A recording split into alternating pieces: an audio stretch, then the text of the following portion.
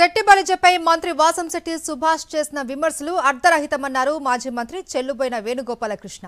శెట్టి బలిజలను గౌడ కులంలో చేర్చాలి అనటం సరికాదు అన్నారు. గత ప్రభుత్వం ప్రతిపాదనలు చేసింది అనటం మంత్రి సుభాష్ అవగాహన రాహిత్యానికి నిదర్శనమన్నారు.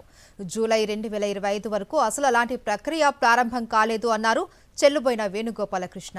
1995లో చంద్రబాబు సీఎంగా ఉన్నప్పుడే ఈ మార్పుపై ఒక జీవో కూడా ఇచ్చారు అని, దాన్ని కప్పిపుచ్చి వైఎస్ఆర్సీపీ చేస్తుంది అనేలా అనుమానాలు రేకెత్తిస్తున్నారని మండిపడ్డారు. శెట్టిబలిజ సామాజిక వర్గంలో చాలా మంది ఇబ్బందులు పడ్డారు నీ ప్రవర్తన వల్లే. మీరు చేసినటువంటి కామెంట్స్లో శెట్టిబలిజ కులాన్ని గౌడగా చేర్చి ముందు చేర్చి శెట్టిబలిజ కులానికి సర్టిఫికెట్లు ఇచ్చారు.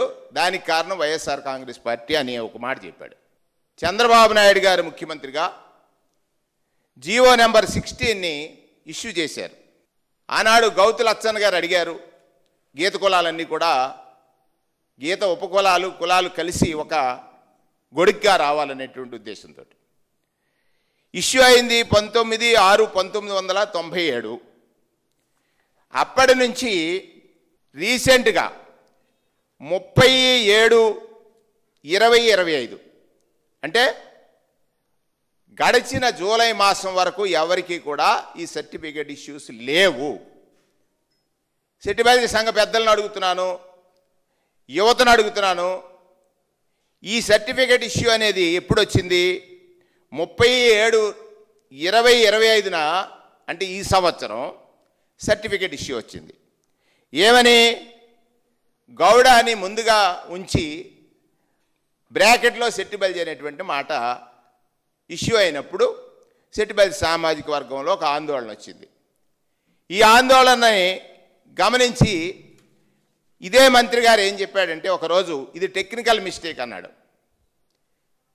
ఇంకొక రోజు పత్రికలో చూశాను, నేను సోషల్ వెల్ఫేర్ మినిస్టర్తో మాట్లాడాను, ఇది సమస్య పోద్ది అన్నాడు.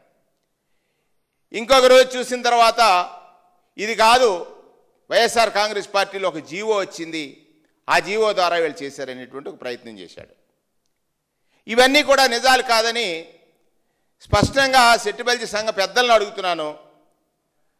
ఇలా అవగాహన లేని, లేకపోతే రాజకీయ లబ్ధి కోసం ఈ కులాన్ని వాడుకోవాలని ఆయన అంటూ ఉంటాడు, చెట్టు పేరు చెప్పి కాయలు అమ్ముకునేవాడిని కాదని. ఇప్పుడు చేస్తున్నది ఏమిటి నేను అడుగుతున్నాను. అసలు క్యాబినెట్ మంత్రి అంటే దానికి ఒక హుందాతనం ఉంటుంది. మీకు మంత్రి ఇచ్చిన ఆయన ఆలోచించుకోవాలా, మీ ప్రవర్తన ఎలా ఉంది, ఆ సభలో ఎలా మాట్లాడారు. అసలు క్యాబినెట్ మంత్రి రాష్ట్రానికి ప్రాతినిధ్యం వహించేటువంటి వ్యక్తి, ఆ భాష ఏమిటి నేను కూడా అనగలను, దానికి డబలం. కానీ నాకు సంస్కారం ఉంది.